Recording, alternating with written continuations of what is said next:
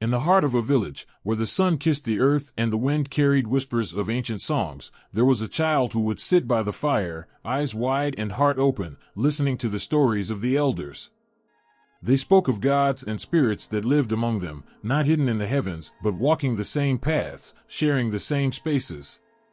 These stories weren't just tales of old, they were the pulse of everyday life, as real as the earth beneath their feet. Across Africa, spirituality is not confined to temples or sacred texts. It flows like a river through the veins of daily existence. From the first breath of a newborn to the last rites of the departed, the presence of spiritual entities and rituals shapes every moment. These aren't distant, untouchable beings, but rather familiar guides and protectors, as close as a whisper in the ear or a shadow at one's side.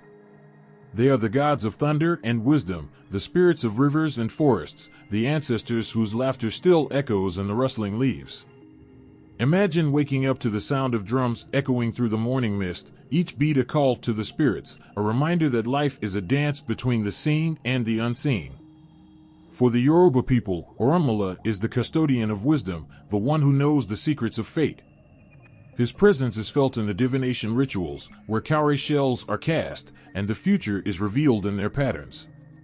This is not just fortune-telling, it is communion with a divine guide, a way to navigate the twists and turns of life with the counsel of a wise friend. When a family seeks Orunmila's guidance, they do so with reverence, knowing that his words are a thread connecting them to something far greater than themselves. Across the continent, the waters shimmer with the presence of Mami Wata, the mysterious water spirit who embodies both beauty and danger. Her tales are whispered along riverbanks, where offerings of mirrors, combs, and sweet perfumes are left to appease her. She is not just a figure of folklore, but a living force, one that blesses or curses with the tides. Those who seek her favor might find prosperity or be swept away by her tempestuous nature. Her rituals, often performed under the moonlight, are filled with songs that rise and fall like the waves, carrying prayers of hope, protection, and sometimes, desperate pleas for mercy. In the skies, Shango rules with a roar of thunder and a flash of lightning. He is the embodiment of power and justice, a god whose presence is felt whenever a storm rolls in. To invoke Shango is to call upon strength in times of need, to ask for his fierce protection against injustice. Rituals dedicated to him are charged with energy, filled with the crackle of fire and the pounding of drums. The air thickens with smoke and anticipation as the faithful offer up their prayers, hoping that Shango's lightning will strike down their enemies and clear the path for their triumph. Yet, not all entities are as straightforward as gods of thunder and wisdom. Eshu, the trickster and messenger, dances on the line between chaos and order. His shrines are small, often found at crossroads where paths meet, a fitting place for a spirit who delights in confusion and choice. Eshu's rituals are playful, filled with offerings of sweets and palm wine, but they are not to be taken lightly. To honor Eshu is to acknowledge the unpredictable twists of fate, to laugh in the face of the unknown, and to accept that not all roads lead where one might expect. The spiritual landscape of Africa is vast and varied, with each culture, tribe, and community weaving its own tapestry of belief. But at the core of it all is a shared understanding: the world is alive with spirit. It's in the flicker of a candle flame, the sway of a dancer, the quiet moments of prayer, and the loud celebrations of life. Entities like Ogun, the god of iron and war, represent not just conflict, but the tools of survival and progress.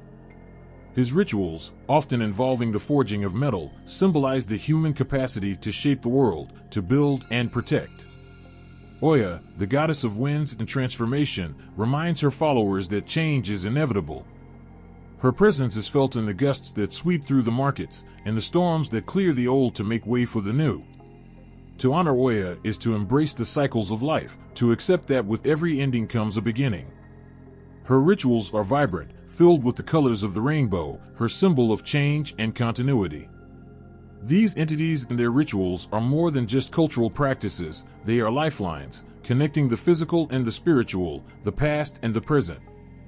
They remind the people that they are never alone, that the ancestors walk with them, that the spirits listen, and that the gods watch over. Each ritual is a dialogue, a way to seek blessings, give thanks, or ask for guidance.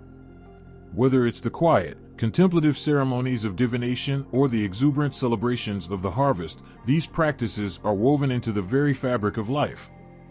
Even in the modern world, where cities rise and traditions evolve, the essence of these spiritual practices endures. In bustling markets and quiet villages, in the heat of the savannah and the cool of the mountains, the spirits remain a constant presence. They are invoked in times of joy and sorrow, in moments of triumph and despair. For many, they are the first to be thanked in times of plenty and the first to be called upon in times of need. The power of these entities and rituals lies not just in the stories told or the offerings made, but in the connections they foster. They bind individuals to their communities, the living to the dead, and the present to the ancient past. In every prayer whispered, every drum beaten, and every ritual performed, there is a thread that ties the everyday to the eternal. It's a reminder that, in a world that can often feel fragmented and uncertain, there is a rhythm, a heartbeat, that echoes across time and space, uniting all who listen. In a small Yoruba village, where the night seemed darker and the world quieter, there was a woman standing at the threshold of her home, her heart heavy with worry. Her son, only 8 years old, lay feverish and still, caught between this world and the next. She had tried everything, the herbs, the prayers, the songs passed down from her grandmother's lips, but the boy's eyes remained shut, his breath shallow. Desperation tightened her chest as she looked up at the sky, her lips trembling with unspoken pleas. There was only one hope left, Orunmila, the oracle of knowledge, the one who knew the paths of destiny like the back of his hand. Orunmila is not just a god, he is the keeper of wisdom, the voice that whispers the answers to life's most profound questions. His presence is felt whenever there is a need for guidance, whenever a soul stands at a crossroads with no clear path ahead. He is the diviner of fate, the one who holds the secrets of the universe in his grasp. When life's burdens grow too heavy and the future seems cloaked in shadow, the people turn to Orunmila, trusting in his wisdom to light their way. In the heart of the village, the Babalawo, the priest, sat before his divination tray, a calm presence amidst the swirling tension. The tray was adorned with sacred symbols, and beside it lay the opil, the chain of divination, ready to reveal the hidden truths of the universe. The woman approached him with her offering, her hands shaking as she laid down kola nuts, a piece of cloth, and a small amount of money, tokens of her faith and desperation. The Babalawo nodded, his eyes gentle yet piercing, and began the ritual to call upon Orunmila. As the opil was cast, each fall of the chain seemed to thrum with the heartbeat of the world. The Babalawo's chants filled the air, a bridge between the seen and the unseen, the known and the unknown. He read the patterns formed by the opil, his voice steady, drawing meaning from the seemingly random arrangements. In those moments, it was as if time stood still, as if the entire universe held its breath, waiting for Orunmila to speak. The Babalawo's face softened, and he turned to the woman, speaking of a spirit that lingered close to her son, holding him in its grip. It was not yet time for the boy to leave this world, Orunmila had said, and there were things that needed to be done to guide him back to the land of the living. Orunmila's wisdom is not just about predicting the future, it is about understanding the web of life, the connections that bind each person to their fate. His divination is not a mere guessing game, but a profound act of communion with the divine. The rituals associated with Orunmila are sacred moments when the veil between the human and the divine thins, and answers are given not in grand gestures but in the quiet, intimate language of symbols and signs. These rituals are lifelines for those lost in the storms of uncertainty, offering a glimpse of hope, a direction when all seems lost. Orunmila's guidance often comes with rituals that involve more than just offerings or chants. There are sacrifices, sometimes of animals, sometimes of personal comforts or habits, made to set things right. For those who seek his counsel, it is not enough to simply ask, they must be willing to act, to change, to make space for the wisdom given. Orunmila's teachings are about balance, about setting the scales of life straight when they have tipped too far to one side. In every divination, in every ritual, there is a lesson, a call to align one's actions with the greater flow of destiny. Stories of Orunmila's intervention in human affairs are woven into the very fabric of Yoruba culture. One tale speaks of a young man who was set to marry the love of his life, only to find himself caught in a whirlwind of obstacles. His crops failed, his wealth dwindled, and his health began to falter. In desperation, he sought Orunmila's guidance, fearing that his dreams were slipping away. The Babalawo, through the divination process, revealed that the man's troubles stemmed from a forgotten promise to his ancestors, a promise made by his father before he was born. It was Orunmila who saw the hidden thread, who pointed the young man back to the unfulfilled vow that had thrown his life out of balance. With Orunmila's guidance, the man performed the necessary rituals to honor his ancestors, to make right what had been neglected. Slowly, things began to change. His crops flourished, his health improved, and his path to marriage cleared. It wasn't just the rituals that mattered, it was the recognition of the unseen forces at play, the acknowledgement of the connections that reached beyond his immediate understanding. Through Orunmila, the young man learned that life is not a straight line but a circle, ever turning, where the past touches the present and shapes the future. Orunmila's interventions are not always about grand changes or dramatic rescues. Sometimes, his wisdom is a quiet whisper in the ear, a gentle nudge that turns someone's steps in the right direction. There was a merchant who traveled from town to town, always seeking fortune but finding only struggle. Frustrated, he went to the Babalawo, seeking to know why luck had abandoned him. Through the divination, Orunmila revealed that the merchant's troubles were not about his work or his choices, but his lack of gratitude. He was so focused on what he did not have that he failed to see the blessings already in his hands. Orunmila's words struck the merchant like a bolt of lightning, and he began to change his ways. He gave thanks for each day, for each small sale, for each safe journey. He honored the spirits, the gods, and his ancestors, not with grand offerings, but with simple, heartfelt thanks. And soon, the doors of fortune opened wider than he had ever imagined. Orunmila's wisdom showed him that sometimes, the greatest wealth is not in what we gain but in the gratitude we give. Through Orunmila, the people learn that wisdom is not always about knowing what will happen next, but about understanding the rhythms of life, the tides of fate, and the choices that shape our paths. His guidance is a light in the dark, a steady hand in the chaos, a reminder that no matter how tangled the threads of life may seem, there is always a way through. Orunmila, with his calm presence and unending wisdom, stands as a guardian of knowledge, guiding all who seek him with a heart that listens and a soul that understands. The river whispered secrets only the brave dared to listen to. At dusk, when the sun dipped low and the waters shimmered with an otherworldly glow, fishermen would pack up early, their eyes flickering toward the ripples that moved too smoothly, too purposefully. For in those waters lived Mami Wata, the elusive and powerful water spirit whose gaze could pierce the soul. She was beautiful beyond words, with hair that flowed like the currents and eyes that held the mysteries of the deep. But her beauty was a double-edged sword, enticing and dangerous, as gentle as a summer rain and as fierce as a storm. Mami Wata is not just a spirit of water, she is a symbol of life's dual nature. She embodies the beauty and the terror of the sea, the calm and the tempest, the giver and taker of life. To see her is to be caught between awe and fear, for her presence can bring fortune or disaster. She is often depicted with a serpent coiled around her, a sign of her dominion over both life and death, her ability to heal and harm. Those who encounter her speak of her mesmerizing dance, her laughter that echoes like chimes over the water, and the sudden, chilling silence that follows when she disappears beneath the surface. In the villages near the river, people know that Mami Wata's favor can change a life in an instant. A fisherman blessed by her might return with nets so full they could feed the entire village. A trader could find treasures washed ashore, offerings from the deep. But just as easily, she could pull a boat beneath the waves, leaving nothing but silence and sorrow behind. To worship Mami Wata is to court the unpredictable. Her blessings are as fleeting as a breath on a mirror, her wrath as enduring as the tides. The rituals to honor Mami Wata are filled with beauty and tension. Her followers, often dressed in bright, flowing garments that mimic the colors of the sea, gather by the water's edge with offerings. Perfumes, combs, mirrors, and the finest foods are laid out in careful arrangements, each item chosen to please her discerning eye. The air thickens with incense, a fragrant mist that lingers like a plea for mercy.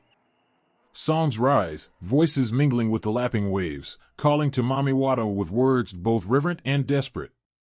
The rituals are not mere acts of devotion, they are acts of survival, a dance with a force that can lift or crush with equal ease.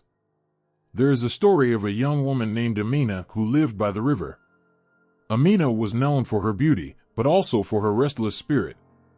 She would sit by the water, her feet brushing the surface, and dream of a life beyond the village. One evening, as she combed her hair, she caught sight of a shimmer in the distance. There, just beyond the reeds, was Mami Wata, her eyes locked with Amina's, her smile both inviting and unsettling. Without thinking, Amina followed the spirit, drawn by a pull she couldn't explain. For days, her family searched the riverbanks, their calls swallowed by the unyielding waters. When she finally returned, Amina was changed, her eyes distant, her voice soft and echoing with strange wisdom. She spoke of wonders and terrors, of places she had seen in the depths that no human could fathom. Mami Wata had shown her both the beauty and the danger of longing too deeply. The dual nature of Mami Wata is what makes her both revered and feared. She is a healer, capable of curing illnesses that baffle doctors, of bringing comfort to the grieving and guidance to the lost. Those who gain her favor speak of sudden windfalls, of luck that seems too good to be true. But her gifts come with a cost, and her temper is as volatile as the seas. A slight against her, a forgotten offering, a careless word, can turn her benevolence into fury. She can bring drought to the land or floods that swallow homes. She can call forth storms that batter the coast, or pull those who offend her into the depths, never to be seen again. One fisherman, Olu, had once been the pride of his village, known for his skill and generosity. But Olu, proud and self-assured, began to take Mami Wata's blessings for granted. He boasted of his success, claiming it was his skill alone that filled his nets. The villagers warned him, reminding him of the spirit's power, but Olu laughed it off. One day, as he set out to sea, the skies darkened without warning. Waves rose higher than he had ever seen, crashing over his boat with a force that rattled his bones. He called out, pleading for Mami Wata's mercy, but the storm only grew wilder. The next morning, the villagers found pieces of Olu's boat scattered along the shore, his fishing gear tangled and broken. Olu was never seen again, his pride swallowed by the spirit he had dared to scorn. Mami Wata's wrath is not blind, it is a reminder of respect, a call to humility before the forces that humans cannot control. She does not demand worship for the sake of power, but for the balance it brings to those who honor her. Her duality is a mirror to life itself, full of promise and peril, joy and sorrow. To live in harmony with Mami Wata is to acknowledge the beauty and the danger of the world, to walk a line between reverence and fear, gratitude and caution. Even today, in bustling cities far from the rivers and seas, people still speak of Mami Wata. They wear her symbols as protection, offer prayers when they feel her presence near. Her story has crossed oceans, blending with other cultures, taking on new forms, but always retaining that core of mystery and power. She is a spirit that cannot be tamed, a force that demands respect and inspires awe. For those who seek her favor, she is a guardian and a guide. For those who forget her might, she is a reminder of the depths we dare not plumb without care. Mami Wata remains a powerful symbol of the delicate balance between humanity and nature, between our desires and the forces that shape our world. She is a reminder that the water, though it gives life, also holds the power to take it away. And in every offering left at her shrine, every song sung in her honor, there is a recognition of her dual nature, a dance between the serene and the tempestuous, the benevolent and the vengeful. Mami Wata, with her enchanting beauty and unfathomable depths, continues to be a force that captivates and commands, forever watching from the water's edge, waiting for those who dare to seek her out. The sky roared with a rage that shook the ground, and the heavens split open with blinding flashes. The air sizzled with electricity, every heartbeat syncing with the crack of thunder that followed. In those moments when the world seemed on the brink of breaking apart, there was one name whispered with equal parts fear and reverence, Shango. The god of thunder, lightning, and fire, his presence could be felt in every storm that lit up the night. He was not just a force of nature, he was the embodiment of power, justice, and unrelenting might, a guardian of truth and a punisher of wrongs. Shango's power was not merely in the thunder that shook the skies or the lightning that scorched the earth. It was in the way he stood as a symbol of justice, a force that struck down the wicked and uplifted the righteous. To call upon Shango was to summon the storm, to seek protection and retribution in the raw fury of the elements. His devotees knew that when Shango listened, the guilty would tremble, and the innocent would be shielded by his might. The fire that danced at his command was both a light in the darkness and a warning of the destruction that awaited those who dared to defy the god of storms. There is a story of a village plagued by a corrupt chief who oppressed the people, taking more than his share and punishing those who dared to speak against him. The villagers, weary and desperate, gathered under the cover of night to perform a ritual to invoke Shango's wrath upon their tormentor. They built a fire in the center of the village, its flames reaching high as if eager to touch the stars. Drums beat with a rhythm that mimicked the heartbeat of the earth, voices lifted in songs that carried the weight of years of suffering and hope for deliverance.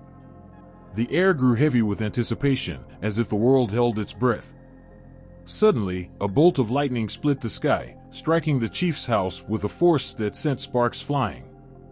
The chief, trembling and pale, fled the village, his power crumbling under the weight of Shango's judgment. The villagers knew then that their cries had been heard, and they rejoiced under the light of the fire that burned not with destruction, but with the promise of justice.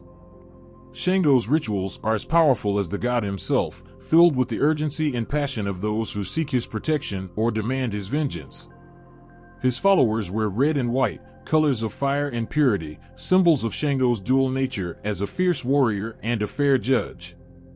They offer food, especially roasted corn and ram, alongside lightning-shaped stones, representing the divine weapon of their god.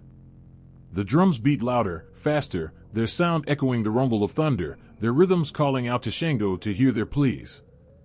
As the smoke from the offerings rises to the heavens, the air crackles with energy, a sign that Shango is near, listening, ready to strike down with the fury of 1,000 storms if called upon. Shango's connection to thunder and lightning is not just about power, it's about justice, about righting the wrongs that fester in the dark. He is the guardian of truth, a god who cannot be swayed by lies or deceit. To call upon Shango is to place one's fate in the hands of a force that sees beyond the surface, that strikes not just at flesh, but at the very heart of injustice. His flames do not just burn, they cleanse, purging the world of corruption and restoring balance. It is said that in every bolt of lightning, one can see Shango's eyes, burning with the fire of truth, unblinking and unyielding. In the midst of Shango's battles, his courage and leadership shine as bright as the lightning he commands. Once, in a time of great strife, when rival kingdoms threatened to tear apart the land, Shango descended from the heavens, his axe blazing with the light of 1,000 fires. He stood at the forefront of his people, his voice booming like thunder, rallying them with words that sparked courage in the faintest hearts. His enemies, though fierce and many, could not withstand the storm he unleashed. Lightning danced across the battlefield, striking with deadly precision, each flash a reminder of Shango's might.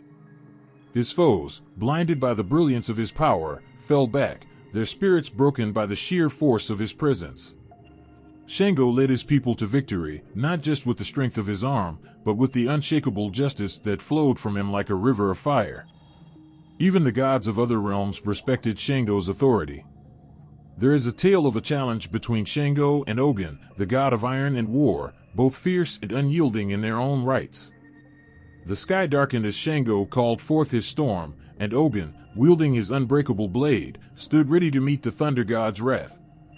But as the battle raged, it was Shango's unwavering sense of justice that tipped the scales.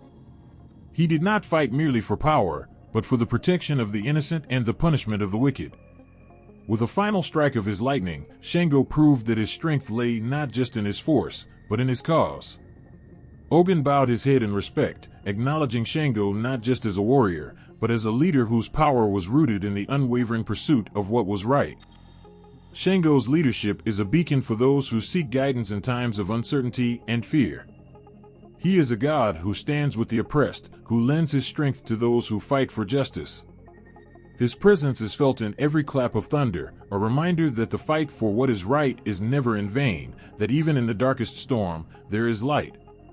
Shango's fire does not discriminate. It burns through the lies and deceit, leaving only the truth in its wake. His lightning does not just strike at random, it is a precise weapon, wielded by a god who sees the hearts of men and punishes the guilty with unerring accuracy. For the Yoruba people, Shango is more than a god. He is a protector, a judge, a leader whose power and wisdom guide them through the trials of life. His stories are told not just as myths, but as lessons, reminders of the importance of standing up for what is right, of facing the storms of life with courage and conviction. Shango's legacy is one of power, yes, but also of justice, of a fire that burns not to destroy, but to illuminate the path forward. The tales of Shango's battles and his unwavering pursuit of justice resonate through the ages, a testament to the power of truth and the unbreakable spirit of those who fight for it. His name, spoken in reverence and awe, continues to inspire those who seek to live in the light of his example, to stand firm in the face of adversity, and to call upon the thunderous power of a God who will not rest until justice is served. And so, with every storm that rages, with every flash of lightning that lights up the sky, the world is reminded of Shango, the god of thunder, the bringer of justice, the unyielding force of nature who watches over the righteous and punishes the wicked with a fire that never dies. He stood at the crossroads, where paths met and decisions had to be made, a sly smile playing on his lips. No one could truly say where he came from or where he was going, for Eshu was everywhere and nowhere all at once. He was the trickster, the unpredictable force that stirred the pot of life, turning order into chaos with a flick of his wrist. Eshu's eyes, sharp and watchful, missed nothing. He saw through the facades that people wore, cutting through pretenses with a grin that held 1,000 secrets. In his world, nothing was as it seemed, and every choice was a test, a twist that could turn the ordinary into something extraordinary or utterly disastrous. Eshu's role among the Yoruba gods was unlike any other. He was the messenger, the one who carried the words of the gods to the people, weaving through the threads of communication with a skill that was unmatched. But Eshu did not simply deliver messages, he played with them, bending meanings, twisting intentions, sometimes to teach, sometimes just for the sheer joy of it. He moved between realms with ease, a foot in the world of gods and another in the world of men, stirring trouble where there was peace, and laughter where there was sorrow. Eshu was chaos embodied, but not without purpose. In his mischief, there were lessons, though they often came wrapped in riddles and wrapped in moments of confusion that only he could unravel. There is a story of two friends, inseparable since childhood, who lived on opposite sides of a path that Eshu often walked. One day, Eshu decided to wear a hat that was red on one side and white on the other. As he strolled between the friends, each saw a different color and, confident in their view, argued vehemently with the other about what they had seen. Their voices rose, tempers flared, and what was once a bond stronger than steel began to crumble. Eshu watched from a distance, amused by the chaos he had created. It wasn't just about the hat, it was about perception, about how two people could look at the same thing and see something entirely different. In their anger, the friends missed the truth that lay not in the colors, but in the understanding that sometimes, both sides could be right. It was a lesson in humility, in the recognition that one's perspective is not the only truth. Eshu, with his mischievous smile, had once again made a point that would linger in their hearts long after the anger faded. Rituals dedicated to Eshu are as unpredictable as the god himself. His followers know that to honor Eshu is to accept the unexpected, to embrace the twists and turns that life throws their way. Offerings are left at crossroads, palm oil, cola nuts, and small figures representing Eshu's playful spirit. The crossroads, a place of decision and possibility, is where Eshu's presence is strongest, where the veil between choice and consequence is thinnest. The rituals are not just acts of reverence, they are acknowledgments of the unpredictable nature of life, a way to seek Eshu's favor or, at the very least, his mercy. For those who understand him, Eshu is not to be feared, but to be respected. He is the one who reminds people that life is not just a straight path, but a winding journey filled with unexpected detours and lessons hidden in the most unlikely places. Eshu's cunning is legendary, his tales a blend of wit and wisdom that teach as much as they entertain. In one story, a wealthy man promises to feed the entire village if he can catch Eshu in a lie. Confident in his cleverness, the man prepares a grand feast, certain that he will win the wager. Eshu, intrigued by the challenge, agrees. He tells the man that he will arrive at the feast with his head in his hands. The man laughs, thinking Eshu has finally slipped. The day of the feast arrives, and the village gathers in anticipation. True to his word, Eshu appears, carrying a yam, a head of the earth, in his hands. The wealthy man, realizing he has been bested by Eshu's play on words, can do nothing but fulfill his promise, and the village rejoices with full bellies and laughter. Eshu had won, not through deception, but through the clever manipulation of language, showing that words can be as powerful as actions, and sometimes even more so. But Eshu's mischief is not without consequence, and his stories are filled with moral lessons that resonate deeply. In one tale, a king grows arrogant, believing that his power makes him untouchable. He refuses to honor the gods, including Eshu, dismissing their importance in his life. Eshu, feeling slighted, decides to teach the king a lesson. He sends a series of small misfortunes, a missing shoe, a spilled drink, a forgotten name, each one insignificant on its own, but together creating a day filled with frustration and annoyance. The king, already at his wit's end, finds himself caught in a torrential downpour with no shelter in sight. As he stands, soaked and fuming, Eshu appears, offering a simple umbrella.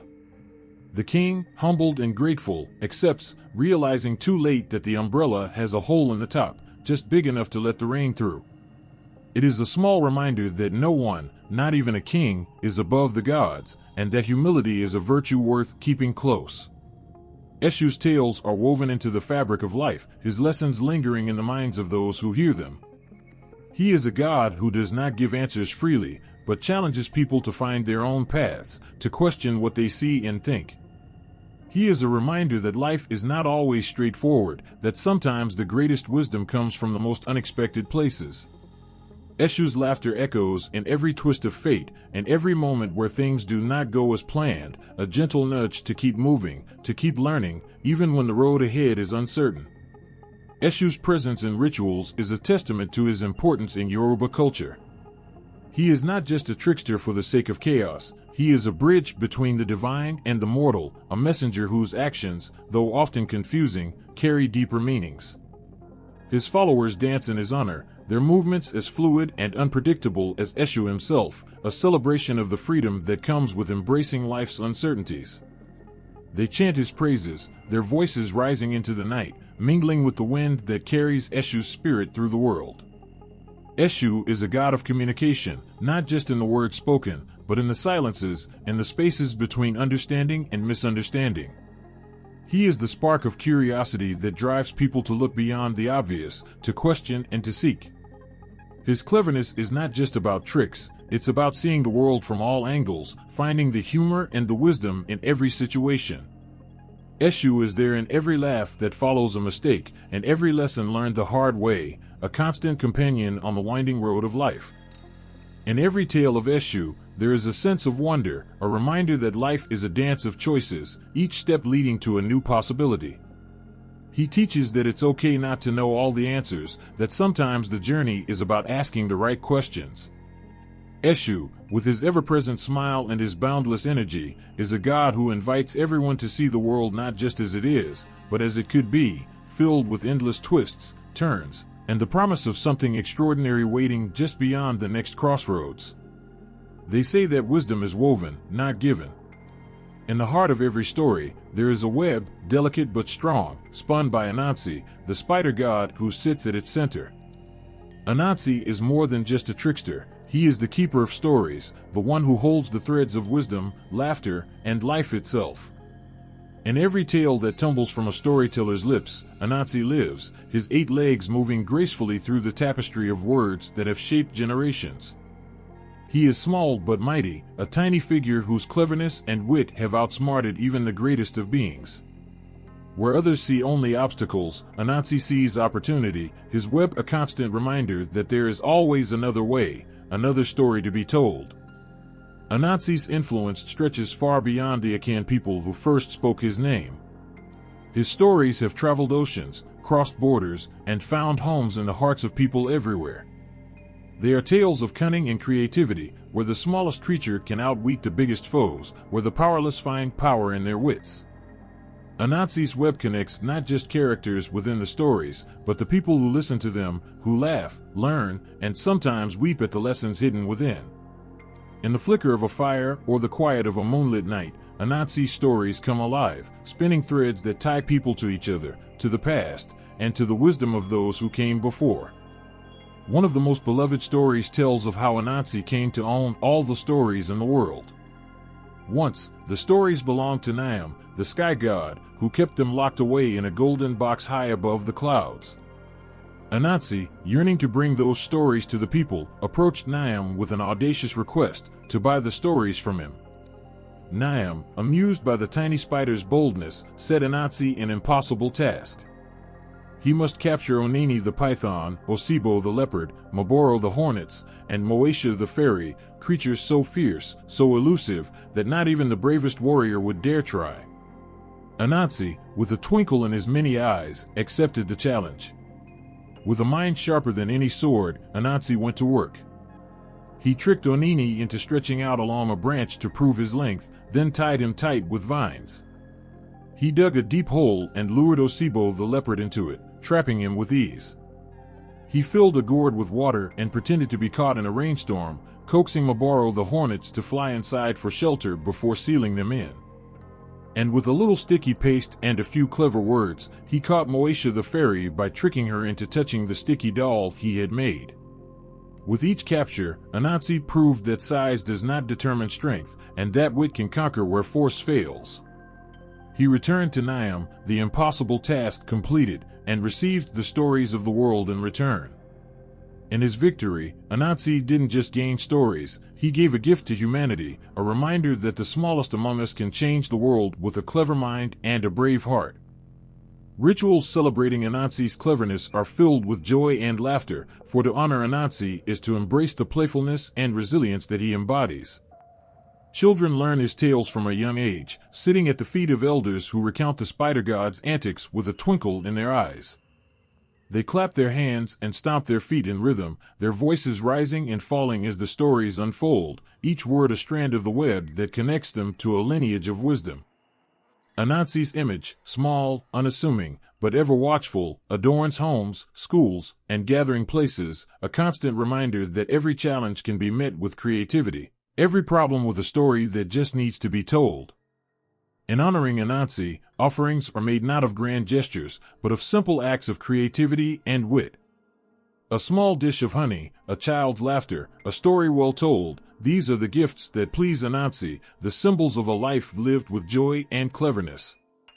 His shrines are places of storytelling, where the young and old alike come to share in the magic of words, to celebrate the power that lies within every twist of a tale. To honor Anansi is to celebrate the spirit of storytelling itself, to recognize that every person has a story worth telling, and every story has the power to teach, to heal, to transform. Anansi's stories carry within them the weight of moral lessons, wrapped in humor and lightness that make them easy to swallow.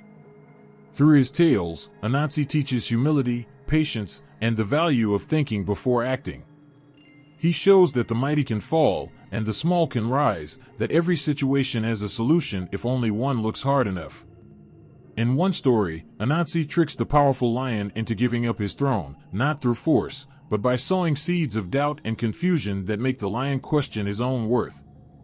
It is a reminder that power is not always about strength. Sometimes, it is about understanding the minds of those around you, and using that knowledge to your advantage. Anansi's tales also serve as cautionary lessons, warning against greed, arrogance, and the folly of underestimating others. In another story, Anansi tries to hoard all the wisdom in the world, believing that if he alone possesses it, he will be the most powerful. He gathers the wisdom into a pot and ties it to his stomach, but as he tries to climb a tree to hide it, the pot gets in the way. His son, watching from below, suggests he tie the pot to his back instead. Frustrated, Anansi realizes that even with all the world's wisdom, he is still not wise enough to think of such a simple solution. In his anger, he throws the pot, and the wisdom scatters to the wind, shared with the world once more. It is a lesson in humility, a reminder that no one, not even the cleverest among us, can hold all the answers. Anansi's influence on storytelling is profound, his presence felt in every folktale that carries a hint of cleverness, every parable that teaches through laughter and wit. He is the embodiment of the belief that stories are not just entertainment, they are tools of survival, of education, of connection. Anansi's web is vast, its threads reaching into every corner of life, reminding us that we are all part of a greater story, one that is constantly being written with every choice we make, every word we speak. In Anansi's world, every story is a chance to learn, to grow, to see the world through new eyes. He is the voice that whispers in the ear of every storyteller, the spark that ignites the imagination and turns the mundane into the magical. He is there in the laughter of a child who has heard his first Anansi tale, and the knowing smile of an elder who has seen the spider god's lessons play out in real life. Anansi is not just a character in a story, he is the spirit of storytelling itself, a reminder that wisdom comes in many forms, and that sometimes, the greatest lessons are hidden in the simplest of tales. Through Anansi, the world is not just a place of facts and rules, but a vibrant tapestry of stories that stretch across time and space, connecting people to each other and to the deeper truths that lie beneath the surface of life.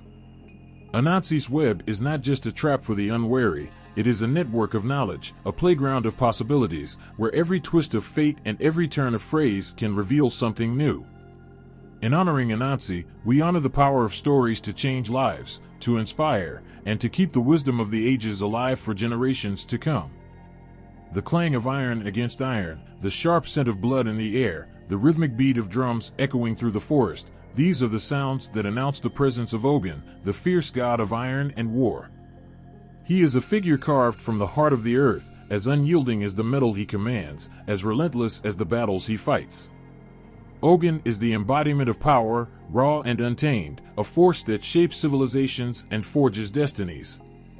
His domain is the battlefield, the forge, and the hearts of warriors who call upon him in their darkest hours. Where there is struggle, where there is conflict, where there is the need to break through, Ogun stands at the forefront, his iron tools gleaming in the light of a burning sun. Ogun's mastery over iron is not just a matter of skill, it is a divine right, an ancient bond between God and metal that has existed since the dawn of time.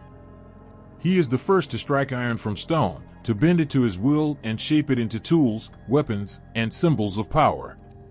To call upon Ogun is to call upon the very essence of strength and endurance. He is the fire in the forge and the blade in the warrior's hand, the unbreakable link between humanity and the earth's hidden treasures.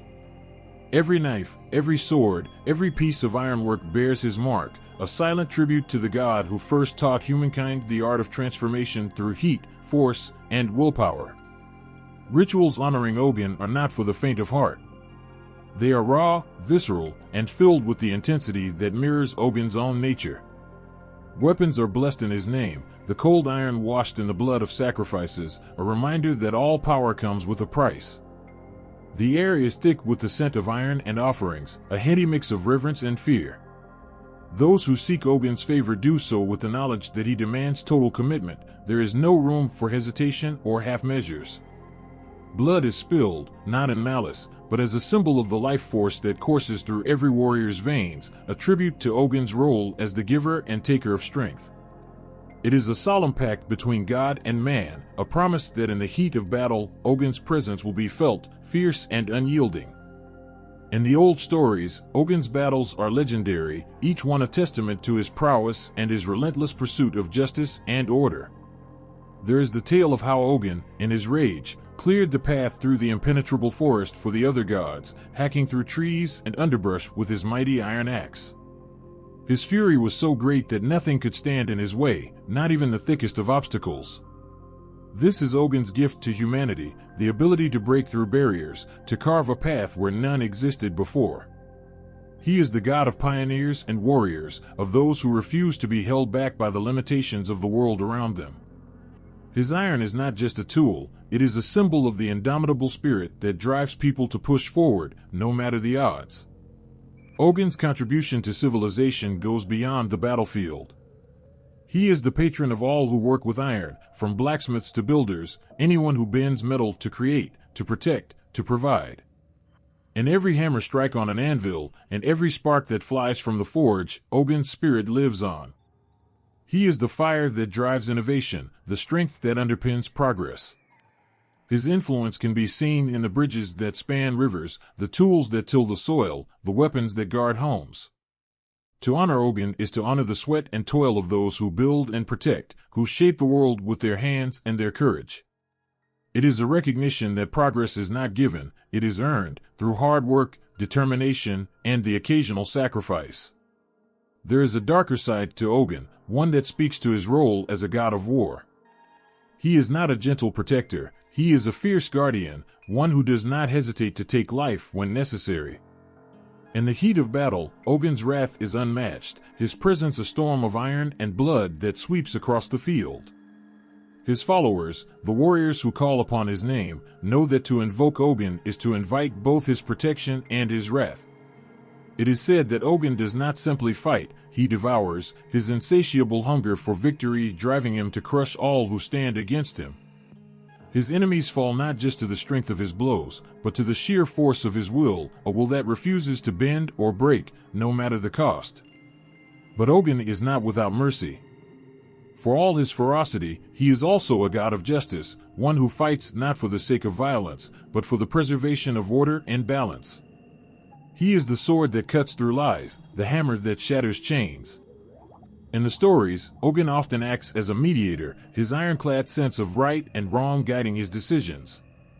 He is fair, if harsh, a god who believes in the value of hard work and the importance of standing up for what is right. In one tale, Ogun refuses to take sides in a petty dispute, instead challenging both parties to prove their worth through deeds, not words. It is a lesson that echoes through the ages, that true strength is not in domination, but in the courage to act with integrity. Ogun's presence is felt not just in moments of conflict, but in the quiet determination of everyday life.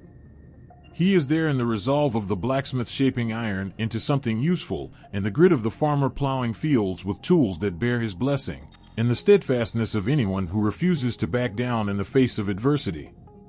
Ogun's legacy is one of resilience, of the belief that no matter how hard the struggle, it is always possible to push through, to carve a way forward with strength and determination.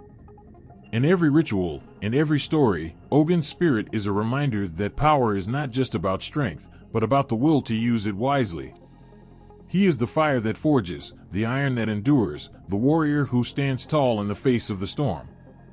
His is a legacy of creation and destruction, of building and battling, of a life lived with purpose and passion. To honor Ogun is to embrace the fullness of life's struggles and triumphs, to recognize that every challenge is an opportunity to prove one's mettle, and that with the right tools and the right spirit, there is no obstacle too great to overcome. In the end, Ogun is more than just a god of iron and war, he is the embodiment of the human spirit's unbreakable will. He is the force that drives progress, the protector of those who strive, the fierce guardian of the balance between creation and destruction. His iron is in our hands, his fire in our hearts, a constant reminder that we are all warriors in our own right, fighting our own battles, forging our own paths, and that in every act of courage and strength, Ogun's spirit lives on. At the break of dawn, when the first light meets the shadows of the night, there stands Legba, the mysterious figure at the crossroads, where paths meet and decisions are made. He is the guardian of transitions, the gatekeeper between the known and the unknown, the one who holds the keys to all paths. In the quiet moments when life demands a choice, when hearts waver and minds are clouded, it is Legba who opens the way, guiding the lost, the confused, and the hopeful. With his crooked cane and a pipe that smokes faintly in the early morning light, he watches, he listens, and he waits. His laughter is the wind that rustles the leaves, his wisdom is hidden in the cracks of the earth beneath your feet. Legba is not just a figure of folklore, he is a presence that lingers at every turning point, every critical moment when the heart skips a beat, unsure of what lies ahead. As the gatekeeper between worlds, he is the first to be called in any Vodou ritual, for without him, there is no communication with the divine. His voice is the first to greet the gods, his cane taps the earth to announce the arrival of spirits. He is the mediator, the translator, the one who speaks all languages and understands all hearts. When the drums begin to beat and the incense rises, it is Legba who stands at the threshold, a silent sentinel who watches over the proceedings, ensuring that all is in order. The crossroads are sacred to Legba, a place where offerings are made and prayers whispered into the wind. There, at the intersection of paths, people leave coins, rum, tobacco, or sweet treats, small tokens to gain his favor, to ask for his guidance.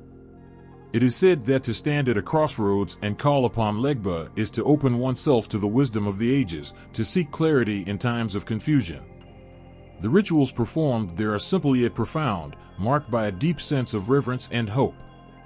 The supplicants speak softly, their words carried away by the breeze, each syllable a plea for direction, for a sign, for some hint of which way to turn. Legba listens to every prayer, his smile hidden behind a mask of age and mystery. He is often depicted as an old man, bent but not broken, his eyes twinkling with the secrets of countless lifetimes. But his true form is as fluid as the choices he guards. Sometimes he appears as a child, full of mischief and curiosity, other times as a wise elder, weathered by the years but sharp as ever. His role as the gatekeeper means he is never quite one thing or another, always straddling the line between worlds, between moments, between possibilities. To those who seek his guidance, Legba offers not answers but choices, a reminder that the power to decide rests in the hands of the seeker. He is there to open doors, but it is up to each individual to walk through them. Stories of Legba's influence are woven through the fabric of daily life, tales told in whispers at dusk, around fires, in the quiet of a home when decisions loom large. One such story speaks of a young man standing at a literal crossroads, torn between the safety of the familiar and the pull of the unknown. With a heavy heart, he called out to Legba, his voice cracking with the weight of his indecision. As the wind picked up, he felt a hand on his shoulder, firm, reassuring, yet gentle. There was no grand revelation, no booming voice from the heavens, just a simple nudge in the right direction, a faint whisper that said, "Trust your heart." The young man chose his path, and though it was not easy, he carried with him the quiet confidence that he was not alone. Legba's lessons are often subtle, wrapped in riddles and disguised as everyday encounters. He is not the type to dictate or demand, rather, he nudges, hints, and smiles knowingly when you finally understand. His influence in decision-making is like the ripple of a stone thrown into a still pond, small at first but spreading outward, touching everything in its path. In the moments of hesitation, when fear and doubt cloud the mind, Legba is there, a quiet presence that reminds you to breathe, to listen, and to move forward. He teaches that every choice, no matter how small, is a step towards something greater, that every path holds its own wisdom, and that sometimes, the most important part of the journey is simply taking the first step. Rituals performed at crossroads in Legba's honor are as varied as the paths people take in life. Some light candles, their flames flickering like the hopes that dance in their hearts. Others pour libations, the liquid soaking into the ground as a symbolic gesture of respect and gratitude. There are those who sing, their voices rising in the cool night air, each note a call to Legba, asking him to light the way. And then there are the quiet ones, who simply stand, eyes closed, feeling the pulse of the earth beneath their feet, knowing that Legba hears them even in their silence. For Legba, it is not the grandeur of the offering that matters, but the sincerity of the intent. A single, heartfelt prayer is worth more than all the riches in the world. To many, Legba is more than just a god. He is a companion, a guide, a comforting presence that lingers at life's many crossroads. He is the gentle reminder that every end is a beginning, that every choice is a chance to learn, to grow, to change. His laughter is a balm to the weary, his wisdom a light in the darkness. He does not promise that the path will be easy, only that there is always a way forward, always a choice to be made. And in that choice, there is freedom, a freedom that Legba guards fiercely, a freedom that he offers to all who seek his guidance. In every prayer whispered at the crossroads, and every offering left at the foot of a tree or a rock, and every decision made with a heart full of hope and a spirit willing to take a chance, Legba is there. He is the unseen hand that opens doors, the quiet voice that encourages you to take that leap of faith. He is the guardian of possibilities, the protector of those brave enough to stand at the crossroads and choose their own path. And though his presence is often subtle, felt more than seen, there is no doubt that Legba is always watching, always waiting, ready to guide those who seek his wisdom with an open heart and a willing spirit.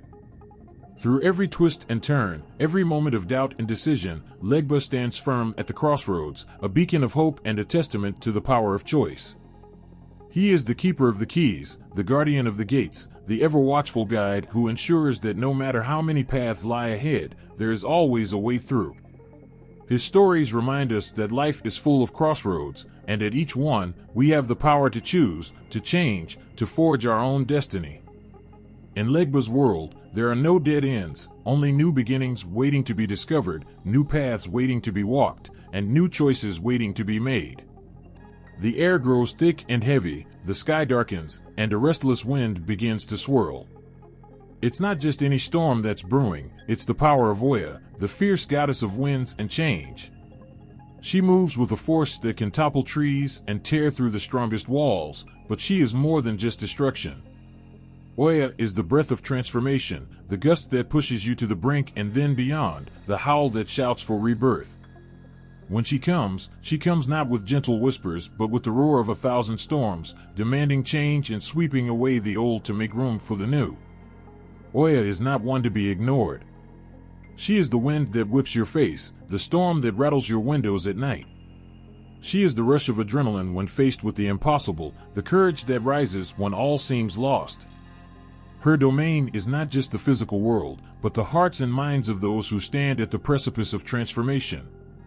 She rules over the winds, the lightning, the fierce downpours that cleanse the earth. To invoke Oya is to call upon the forces of nature that do not ask permission to change, but simply do. She is the hurricane that reshapes the coastline, the breeze that carries seeds to new ground, the shifting air that signals a change in season.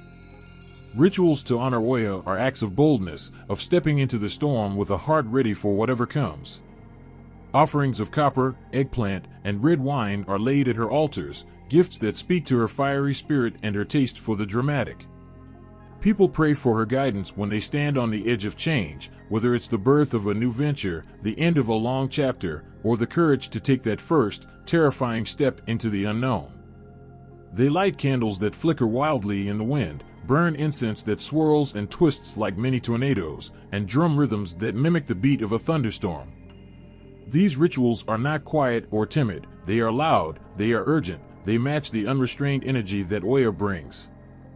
Oya's presence is felt most deeply in times of great upheaval. She is the patroness of those who face adversity with open arms, who do not cower from change but meet it head-on. In the stories passed down through generations, Oya is not a passive figure. She is a warrior, fierce and unyielding, who battles not just for herself, but for those who call on her strength. Her courage is not the absence of fear, but the mastery of it, the ability to stand firm even as the winds howl and the ground shakes beneath her feet. She is often depicted with a sword or machete, cutting through the chaos to clear the way. Her eyes blaze with the fury of a storm, but there is wisdom in her gaze, a knowing that nothing worth having comes without a fight. One tale of Oya's courage speaks of a village on the brink of despair, plagued by a drought that seemed unending. The earth was cracked and dry, the crops withered, and the people were losing hope. They called on Oya, begging for her intervention. She came not as a gentle rain, but as a fierce tempest, a storm so wild that the villagers feared they had angered her. But Oya knew what was needed. She tore through the fields, her winds ripping up the dead roots and clearing the way for new growth. The rain that followed soaked the earth, filling the rivers and reviving the land. It was a harsh answer, but it was the answer that saved them. Oya does not provide comfort, but she does provide what is necessary. Oya's power is not just in her ability to destroy, but in her capacity to transform. She is the goddess of the marketplace, where goods and ideas are exchanged, where new ventures begin. She represents the constant flux of life, the ever-changing tides of fortune and fate. When people feel stuck, trapped in cycles they cannot break, they turn to Oya. They call on her to sweep away the old habits, the fears, the doubts that hold them back. They ask her to stir the winds of change within their own hearts, to give them the strength to face the unknown with heads held high. For Oya does not merely clear a path, she challenges you to walk it, to move forward with the same fierce energy she embodies. Her influence extends beyond storms and winds. Oya is also a guardian of the cemetery gates, a guide for souls transitioning from one life to the next. She understands that death is not an end, but a transformation, a change from one state of being to another. This connection to the afterlife makes her a powerful ally in all things related to change, whether it be the end of a relationship, the loss of a job, or the personal growth that comes from letting go of the past. She teaches that every ending is just a beginning in disguise, that to mourn is natural, but to embrace the new is divine. There are tales of Oya standing at the forefront of battle, her skirts billowing like storm clouds, her presence a beacon of unwavering strength. She fights not just with her sword, but with her spirit, a force that cannot be contained or subdued. Her courage is infectious, inspiring those who follow her to find their own inner strength, to face their fears with the same unbreakable resolve. She does not offer easy victories, she offers the hard-won triumphs that come from enduring the storm, from standing tall even when the winds threaten to knock you down. Oya's energy is not for the faint of heart. She asks that you be willing to let go of what no longer serves you, to surrender to the winds of change and trust that they will carry you where you need to go. Her rituals are acts of release, tearing up old regrets, casting away doubts, burning the ties that bind you to what was. In invoking Oya, you are not asking for peace, you are asking for transformation, for the power to break through barriers and rise from the ashes of what once was. When the storms of life seem too great, when the winds of change blow cold and unrelenting, it is Oya's spirit that carries you through. She is the reminder that even in the darkest moments, there is the potential for rebirth. Her courage is not about the absence of fear, but about standing in the eye of the storm, unshaken, ready to face whatever comes. She is the force that pushes you to be more, to do more, to become the fullest version of yourself. Through her, we learn that change is not something to be feared, but something to be embraced, for it is through change that we find our true strength. In the vast expanse of the universe, where stars twinkle like distant dreams and galaxies swirl in a cosmic dance, there exists a presence of profound peace and unwavering strength. This is Nzambi, the supreme creator and giver of life in Congo tradition. Nzambi is not merely a deity, Nzambi is the breath of existence itself, the heartbeat that pulses through all creation. Imagine the universe as a grand tapestry, woven with threads of light and shadow, woven by the hands of Nzambi. From the smallest grain of sand to the mighty mountains, from the whisper of the breeze to the roar of the oceans, every element bears the mark of Nzambi's divine touch. Nzambi is the architect of the cosmos, the eternal source from which all things flow and to which they all return. The creation story told by the Congo people is one of harmony and balance, where Nzambi shaped the world with love and purpose, infusing every part of it with vitality and grace. When people honor Nzambi, they are not simply performing rituals, they are engaging in a sacred dialogue with the essence of life itself. These rituals are acts of profound reverence, expressions of gratitude for the divine gifts that sustain their existence. Offerings to Nzambi often include foods that symbolize the abundance of life, such as fruits, grains, and other staples that nourish both body and spirit. These offerings are placed on altars crafted with care, adorned with symbols of creation, such as the sun and the moon, to honor Nzambi's role as the cosmic caretaker. In the quiet moments of these rituals, there is a palpable sense of connection, as if the veil between the physical world and the divine is momentarily lifted. When prayers are whispered, they carry the weight of centuries of devotion and hope. People call upon Nzambi for blessings, for guidance, and for the strength to navigate life's challenges. They seek Nzambi's favor to ensure the fertility of the land, the health of their families, and the prosperity of their endeavors. The act of worship is not just a ritual, it is a heartfelt plea for continued grace and a celebration of the unbreakable bond between Creator and creation. Nzambi's influence on humanity is reflected in the rich tapestry of myths and stories passed down through generations. One such story speaks of Nzambi's first encounter with humankind. According to the myth, Nzambi created the world with great care, molding the land and the sea, planting the seeds of life and breathing life into the very first beings. Nzambi walked among them, guiding them, teaching them the ways of the world. In these early days, humans were not alone but were accompanied by Nzambi's presence, feeling the warmth of the Creator's love in every sunrise and every gentle rain. There are tales of Nzambi intervening in times of great distress, offering solace and aid when humanity faced overwhelming trials. In one story, a great flood threatened to engulf the earth, and the people cried out in despair. Nzambi heard their pleas and brought forth a miracle. Nzambi parted the waters, saving the people and restoring their land. The floodwaters receded, revealing a renewed world where life could flourish once more. Through such acts, Nzambi demonstrated a boundless compassion, a willingness to guide and protect, to bring hope even in the darkest times. Nzambi is also a figure of profound wisdom, imparting knowledge and teachings that help shape human existence. In the myths, Nzambi is portrayed as a teacher, imparting lessons on harmony with nature, respect for the sacred, and the importance of community. These teachings are not just abstract ideas but practical guides for living a life in alignment with the divine order. Nzambi's wisdom helps people understand their place in the universe, guiding them to live with integrity and to honor the sacred balance of life. The reverence for Nzambi extends beyond individual worship. It is a communal experience, a shared acknowledgement of the divine presence that binds everyone together.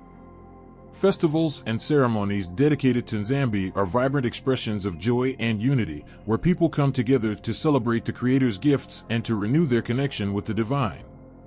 These gatherings are filled with music, dance, and storytelling, each element a testament to the richness of life and the enduring power of Nzambi's creation.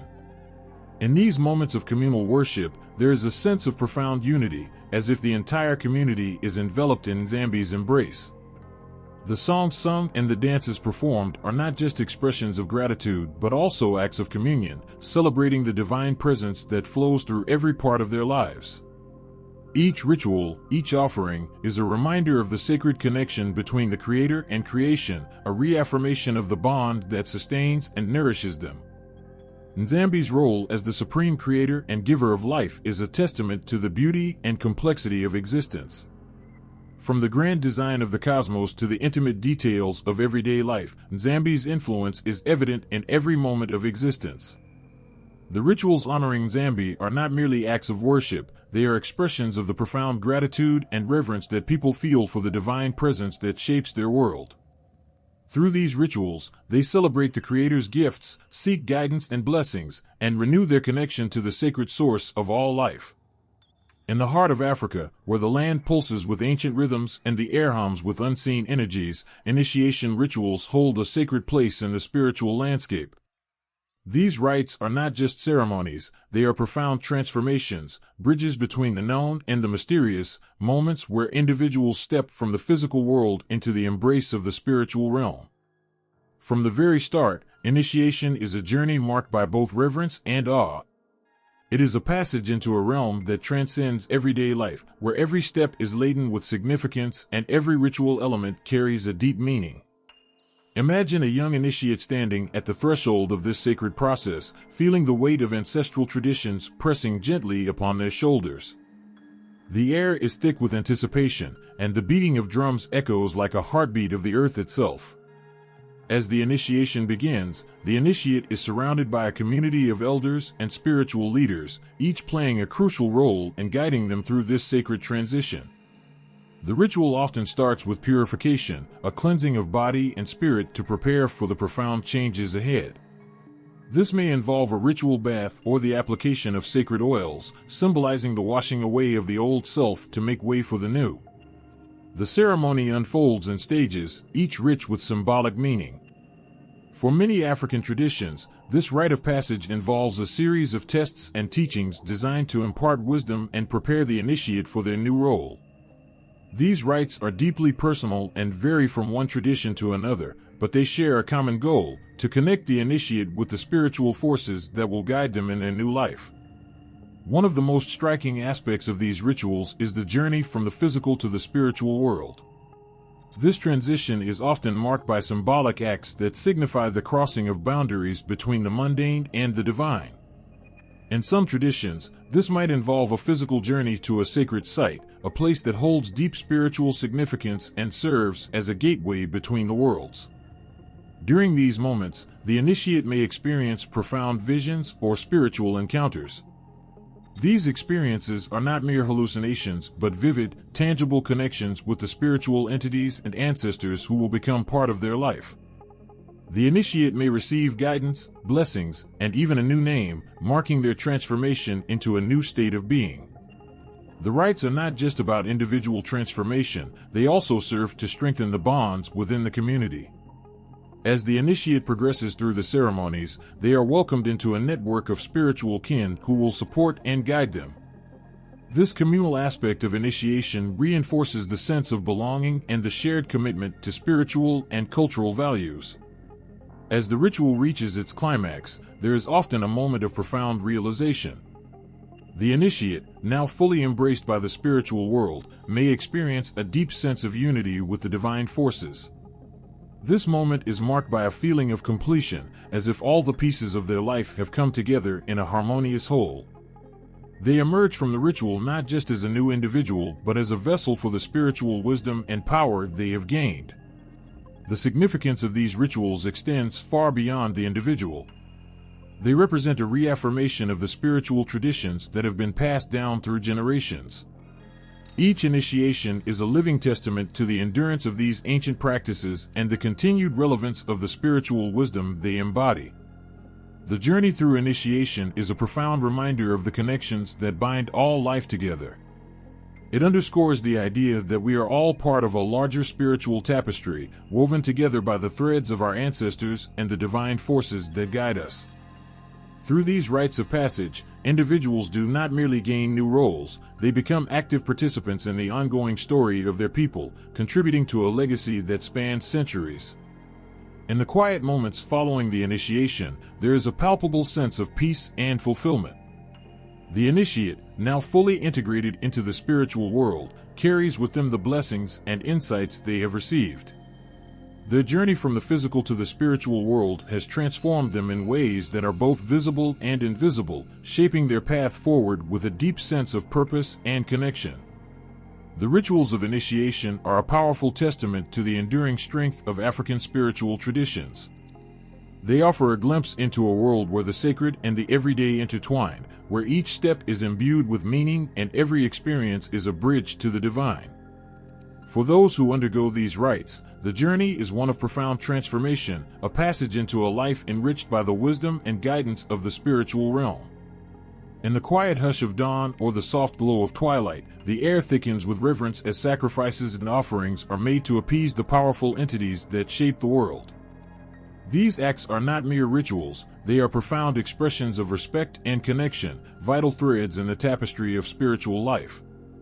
As the first rays of the sun kiss the earth, a community gathers at a sacred place, the ground prepared with care, and the air filled with the aroma of incense.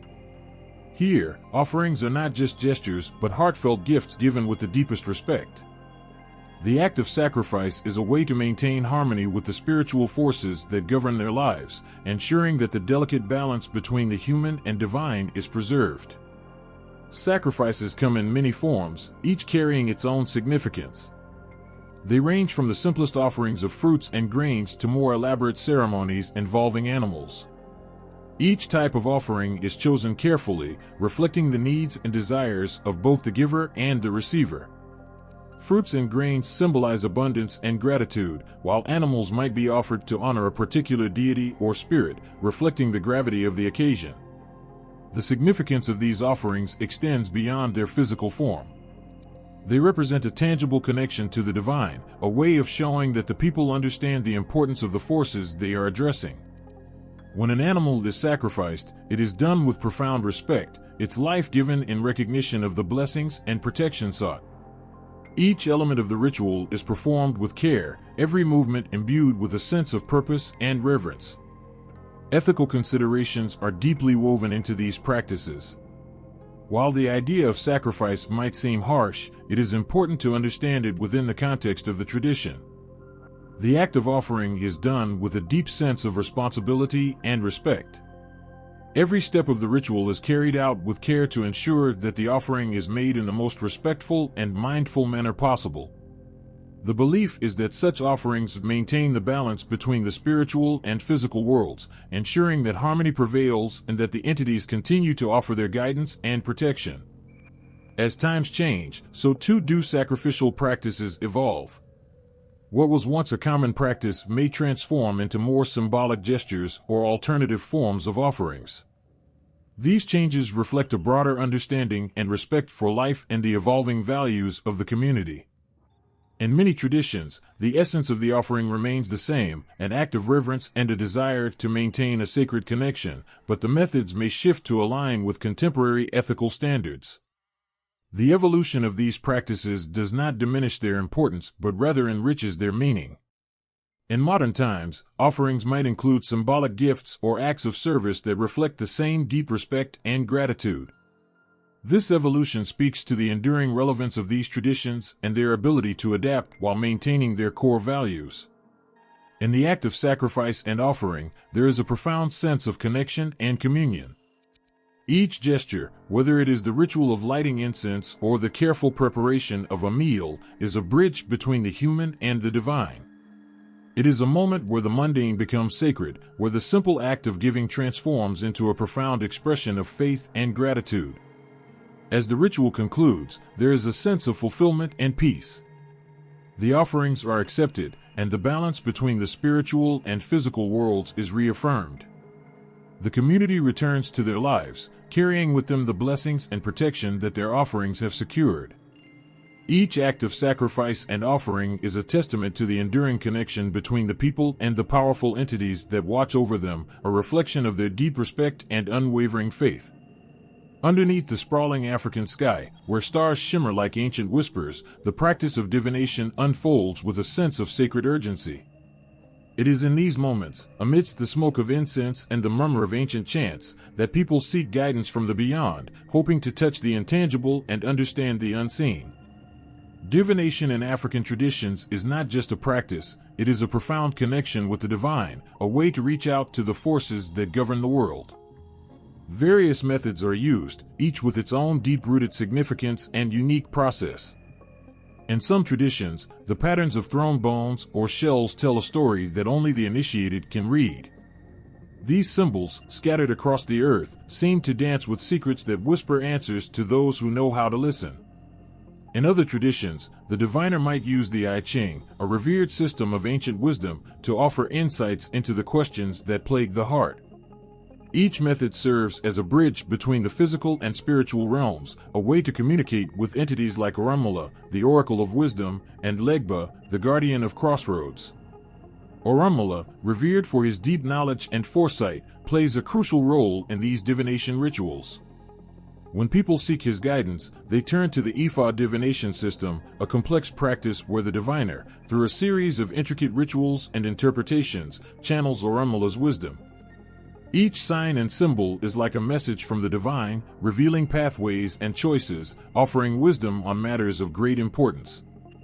Legba, the keeper of pathways and crossroads, also holds a place in these practices. His presence is felt in the very act of seeking guidance, as he opens the doors to the spiritual world, making it possible for messages to flow from the divine realm into the human experience. When people face critical decisions or uncertain times, Legba's influence ensures that they are guided with clarity and purpose. The stories of life-changing outcomes from these divinations are both heartwarming and awe-inspiring. One story recounts a family on the brink of ruin, their lives tangled in uncertainty. In a desperate plea, they turn to a diviner, seeking answers. Through the ritual, guided by the wisdom of Orunmila, the diviner reveals a path they had not considered, a new opportunity that leads them to prosperity and renewed hope. It is as if the very threads of their fate were gently rewoven, guiding them toward a brighter future. In another tale, a young woman stands at the edge of a great personal decision, her heart heavy with indecision. The diviner performs the ritual, and the answers come forth, not as simple solutions, but as a map of her potential future paths. Each choice is laid bare, showing both challenges and blessings. With this guidance, she steps forward with newfound confidence, knowing she has the support of the spiritual world behind her. These stories highlight the deep impact of divination. It is not merely about predicting the future, but about providing direction and insight in moments of need. The rituals, deeply embedded in the cultural fabric, are more than just ceremonies. They are vital tools that connect individuals with the divine, offering clarity and guidance in a world full of uncertainties. As the rituals come to an end, there is a profound sense of peace and understanding. The divination process, with its intricate methods and sacred connections, transforms moments of doubt into opportunities for growth and wisdom. The guidance received is cherished and respected, a testament to the powerful link between the human and spiritual realms. In the end, divination rituals are a celebration of the deep spiritual connections that define African traditions. They are a reminder of the unseen forces that guide and protect, the entities that offer wisdom and insight. Through these practices, people not only seek answers but also reaffirm their bond with the divine, embracing the mysteries of life with faith and hope. In the hushed stillness of a sacred space, where the air seems charged with ancient energies, healing rituals begin, a profound testament to the power of spiritual medicine. These rituals are not just about remedies, they are a dance with the divine, a plea for restoration and balance that reaches beyond the physical into the very essence of the spirit. Imagine a community gathered around a healer, the atmosphere heavy with incense and the soft murmur of sacred chants. This is where healing begins, with rituals that combine the physical with the spiritual, blending herbs, prayers, and sacred objects into a powerful symphony of recovery. Here, healing is seen as a journey that requires more than just medical intervention. It demands spiritual alignment and protection. The power of these rituals lies in their ability to address both physical ailments and spiritual dissonance. They are rooted in the belief that illness is not merely a physical condition, but a sign of imbalance between the body, mind, and spirit. Healers, who are often seen as intermediaries between the human world and the divine, perform intricate ceremonies to restore this balance. They call upon entities associated with healing and protection, invoking their presence to bring about miraculous changes. Among the revered entities, some stand out for their healing prowess. In the Yoruba tradition, the goddess Yemoja, the mother of all waters, is celebrated for her nurturing qualities. Her presence is believed to cleanse and heal, washing away illness and restoring health. Rituals dedicated to Yemoja often involve offerings of water and herbs, symbolic of her life-giving force. In other traditions, the spirit of the ancestors is called upon for their wisdom and protection. Ancestors, revered for their deep connection to the divine, are believed to guide the healer's hand and lend their strength to the healing process. Their presence is felt through the rituals, offering not just comfort but also tangible results that defy conventional understanding. Success stories of miraculous recoveries are a powerful testament to the efficacy of these spiritual practices. Take, for instance, the story of a young child suffering from a persistent illness that no medicine seemed to cure. The family, desperate and hopeful, turned to a healer known for their deep connection with the spirit world. The healer performed a ritual, invoking the ancestors and using sacred herbs. Within a short time, the child's health began to improve, leaving the family in awe of the healing power that had transformed their lives. Another story recounts a woman plagued by unexplainable physical pain. Despite numerous visits to doctors, no remedy brought her relief. A healer, guided by the spirits, performed a ritual involving prayer, music, and the laying on of hands. The process was intensive and spiritual, focusing on harmonizing the woman's inner self with the divine. The pain, once a constant shadow, began to dissipate, and the woman's life was renewed. These stories highlight the profound impact of spiritual healing. They are not just about physical recovery, but about the restoration of hope and faith. The rituals are a reminder of the deep connection between the human and divine, showcasing how spiritual practices can bring about change that seems almost miraculous. As the healing rituals come to an end, there is often a profound sense of peace and renewal. The participants leave with a deep sense of gratitude and a renewed belief in the power of spiritual medicine. The healing is not merely physical, it touches the heart and soul, reaffirming the bonds between the individual, their community, and the divine forces that guide and protect them. In these moments, healing transcends the ordinary, becoming a testament to the enduring power of spiritual traditions. The rituals performed are a blend of faith and practice, showing that true healing encompasses not just the body but also the spirit. Through these sacred ceremonies, individuals find not only relief but also a profound connection to the divine, a reminder of the endless possibilities that lie within the spiritual realm. In the quiet moments of darkness, when shadows stretch across homes and hearts, there are rituals that act as shields against unseen malevolent forces. These rituals, deeply rooted in tradition, serve as a beacon of hope and protection, offering a sanctuary from the forces that seek to disturb the peace. Picture a family gathered in their home, a space filled with unease and fear of negative energies. The air is thick with tension as they prepare to undertake a ritual meant to protect their home and loved ones. The ritual begins with a cleansing ceremony, using smoke from burning herbs like sage or frankincense to drive away bad spirits. As the smoke rises, it carries with it prayers and intentions, creating a barrier that wards off harmful entities. The family's collective hope and faith become a powerful force, reinforcing their shield against the unknown. These rituals often involve specific prayers, chants, and offerings designed to invoke the protection of powerful entities. In various traditions, deities and spirits known for their guardianship are called upon. For instance, in Yoruba culture, the deity Eshu is invoked not just for communication but also for protection. Eshu's cleverness and unpredictability make him a formidable guardian, ensuring that no malevolent force can easily penetrate the shield he helps create. Offerings of food, drink, or symbolic objects are made to Eshu, reinforcing the protective pact and ensuring his continued vigilance.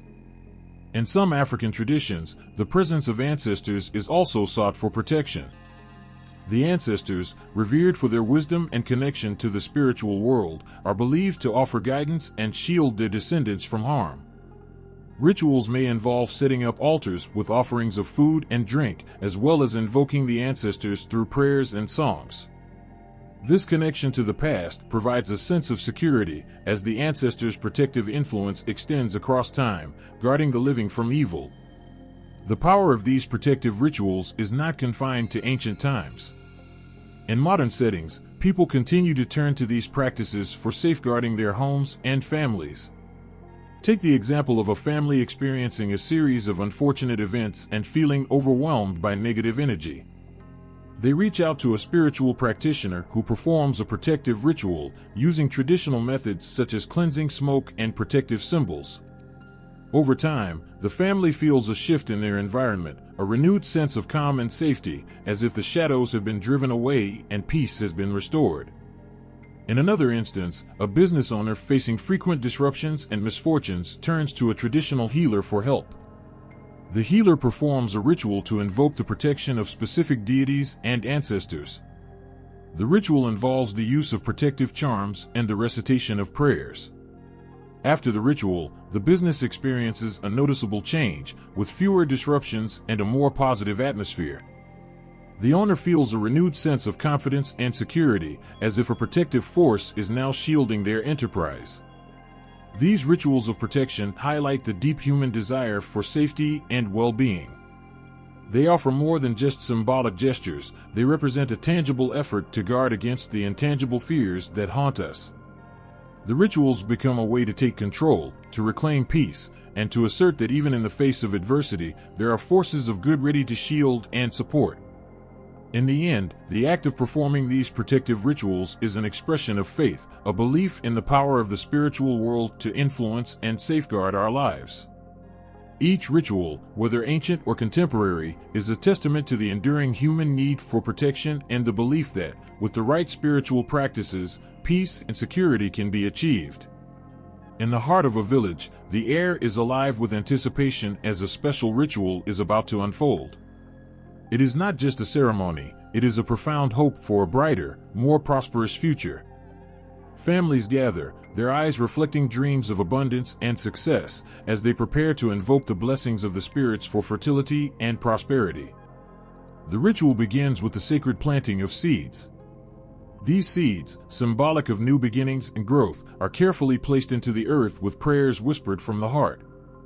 This simple act, though modest, carries with it a deep-seated belief in the power of the spiritual world to ensure that these seeds will not only grow but thrive. As the seeds are covered with soil, the community's collective hope for a bountiful harvest becomes almost palpable. In the Yoruba tradition, the goddess Ashin, known for her association with fertility and prosperity, plays a central role in these rituals. Ashin is revered as a nurturing deity who brings life and abundance. Her presence is honored through offerings of honey, oranges, and other sweet fruits. As these offerings are made, the community sings songs of gratitude and supplication, calling upon Ashin to bless their lands and their lives. The sweetness of the offerings symbolizes the sweetness they wish to see in their future: fruitful crops, thriving families, and prosperous ventures. In another corner of Africa, the rituals for prosperity often involve invoking the spirits of ancestors. The ancestors, revered for their wisdom and guidance, are believed to have a direct hand in the success of their descendants. Rituals may include the presentation of gifts such as yams and palm oil, accompanied by prayers asking for their favor. This act is not just a gesture of respect, but a heartfelt plea for the ancestors' continued blessing. The act of honoring the ancestors ensures that their influence remains strong, guiding and protecting the community's endeavors. These rituals hold a special place in community life. They are more than just ceremonies, they are a reflection of the community's values and aspirations. The process of preparing for and performing these rituals brings people together, fostering a sense of unity and shared purpose. It is a time when hopes are openly expressed and dreams are collectively nurtured. The ritual becomes a powerful communal experience, reinforcing the bonds between individuals and their shared aspirations for a better future. The cultural importance of these rituals is evident in their deep-rooted presence across generations. They are passed down from elders to younger members of the community, each generation adding their own hopes and dreams to the tradition. These rituals are not merely acts of faith, they are expressions of a collective desire for growth and abundance. They symbolize the community's belief in the power of the spiritual realm to influence their lives and their future. As the ritual comes to an end, the participants gather, their hearts filled with a renewed sense of hope. The seeds have been planted, the offerings made, and the prayers spoken. Each act is a testament to their belief in the possibility of a prosperous and fulfilling future. The community's collective faith becomes a powerful force, driving their efforts and dreams forward. In these moments, the connection between the physical and spiritual worlds is both profound and heartening. The rituals of fertility and prosperity become a powerful reminder of the human spirit's resilience and its unwavering belief in the possibility of a better tomorrow. As the community looks forward to the fruits of their labor and the blessings they have sought, they are united in their hope and in their shared journey towards abundance. In a quiet village, the air is heavy with the weight of loss as families gather to honor a loved one who has passed away. The sorrow is palpable, but it is intertwined with a deep respect for the rituals that mark the end of one journey and the beginning of another. The ceremonies are not just about saying goodbye, but about guiding the departed on their path to the afterlife and ensuring their peaceful transition. The ritual begins with the careful preparation of the body. This is done with utmost reverence, for in many African traditions, the body is seen as the vessel that held the soul. It is washed and dressed in special garments, often adorned with symbols of protection and guidance. Each action is performed with a sense of solemnity and care, reflecting the belief that every detail matters in the journey to the afterlife. As the body is laid to rest, the community gathers for the burial. This is not just a physical act, but a profound ceremony that marks the passage from this world to the next. The burial is accompanied by prayers and chants, invoking the spirits and deities who are believed to guide the departed. These prayers are filled with heartfelt pleas for a safe journey and a peaceful resting place. The belief is that the departed soul is on a journey, and the rituals serve to ensure that it reaches its destination with honor and grace. In many traditions, the soul's journey is guided by spiritual entities who help navigate the path to the afterlife. These entities, often seen as benevolent spirits or deities, are called upon during the rituals to ensure that the soul does not wander or face any obstacles. Offerings and sacrifices are made to these entities, reflecting the community's deep trust in their ability to assist the departed on their journey. The rituals become a bridge between the living and the dead, connecting them through acts of devotion and respect. Ancestor worship plays a crucial role in these rituals. The ancestors are revered not just as part of the past, but as active participants in the spiritual life of the community.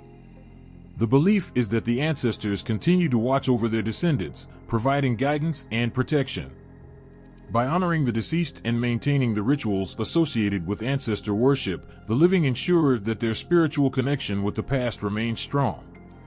This connection is vital for maintaining spiritual balance and harmony within the community. The importance of ancestor worship is reflected in the way the rituals are performed. Each act, from the preparation of the body to the offerings made at the gravesite, is done with the intention of honoring the departed and reinforcing the bond with the ancestors. Special ceremonies are often held on significant dates, such as the anniversary of the death or during festivals, to celebrate and remember those who have passed. These rituals are a way of keeping the memory of the ancestors alive and ensuring that their legacy continues to influence and guide the living. As the ceremony concludes, the community stands together in quiet reflection. The rituals have been performed with care and devotion, and there is a sense of closure and peace. The departed are believed to have been guided safely to their new resting place, and the living are left with the comforting knowledge that their loved ones are watched over by the spirits and ancestors. In these moments, the connection between life and death is profoundly felt. The rituals surrounding death and the afterlife become a testament to the deep respect and love that the community holds for those who have gone before them. They are a powerful reminder of the enduring bond between the living and the dead, and the ongoing role of the ancestors in shaping and guiding the lives of their descendants. In the heart of a bustling village, a family stands outside their home, anxiously watching as a healer prepares for an ancient ritual. The air is thick with a mix of anticipation and solemnity. The home, once a place of joy, has been plagued by misfortune, and the family hopes that this purification ritual will restore balance and peace to their lives. The healer begins by setting up a sacred space, marked with symbols that represent the cleansing powers of nature. Water, fire, and herbs are central to the purification process. Each element carries its own significance and power in the ritual. The water, collected from a pristine source, symbolizes purity and renewal. It is believed to wash away negative energies and restore spiritual balance. The fire, carefully kindled, represents transformation and the burning away of impurities. The herbs, gathered with reverence, are used to purify and protect the space from malevolent forces. As the ritual unfolds, the healer starts by using water to cleanse the home. With a sacred staff, they sprinkle the water around the rooms, chanting prayers that call upon the protective spirits. The droplets fall gently, as if the water itself carries away the lingering shadows of misfortune. The family watches in quiet reverence, their hearts heavy with hope as the healer moves methodically through each room, infusing the space with a sense of renewed purity. Next, the healer lights a bundle of herbs and passes the smoke through the house. The fragrant smoke curls upward, filling the rooms with a soothing aroma. This act is not merely about fragrance. It is believed that the smoke carries away the negative energy and cleanses the space of any lingering spiritual impurities. The warmth of the fire adds a layer of transformation to the ritual, symbolizing the burning away of old energies to make way for the new. The ritual is not limited to the home, it extends to the individuals and the community. Each person in the family takes turns stepping into a circle drawn with sacred herbs and salt. They are anointed with a blend of oils and water, their heads bowed as prayers are said. This act of personal cleansing is believed to remove any spiritual burdens and restore harmony within each individual. The process is gentle yet profound, creating a moment of introspection and renewal for everyone involved. In the community, larger cleansing rituals are performed to address collective issues. When a village faces widespread challenges or discord, a grand purification ceremony might be held. The entire community gathers, and the rituals are performed with the same reverence and intention as in a single home. Water, fire, and herbs are used on a larger scale, and the collective prayers seek to restore balance and harmony among all members of the community. The entities associated with cleansing and renewal are invoked during these rituals. These might include spirits of nature, deities of purification, or ancestral spirits believed to have the power to restore balance. Offerings are made to these entities, and their blessings are sought to ensure the success of the purification. The belief is that these powerful beings can intercede on behalf of the living, guiding and protecting them as they work to cleanse their lives and surroundings. As the ritual comes to an end, the healer and the family stand together, the air now feeling lighter and more serene. The home and its occupants have been purified, and there is a sense of hope and renewal. The ritual has not only restored balance, but also strengthened the bond between the family, their community, and the spiritual entities that watch over them. In these moments, the power of the cleansing ritual is felt deeply.